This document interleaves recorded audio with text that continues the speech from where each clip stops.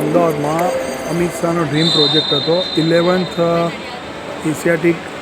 Asian એક્વેટિક્સ championship ચાલે છે અને વિવિધ દેશોના લોકો અહીંયા તમે જોઈ શકો છો બધા આવેલા છે અને આ બધી રમતો અહીંયા રમાશે અને 2034નો જે ઓલિમ્પિક છે એ પણ અહીંયા રમાવાનું છે.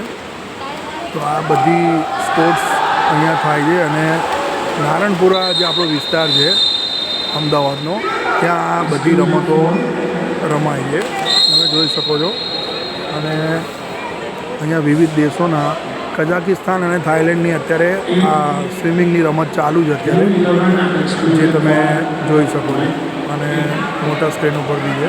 11th એશિયન એક્વેટિક્સ ચેમ્પિયનશિપ એનું નામ છે અને ભારતનું વિદેશ મંત્રાલય અને વિવિધ સંસ્થાઓ સાથે જોડાઈને આ ઓલિમ્પિક અહીંયા રમાય છે.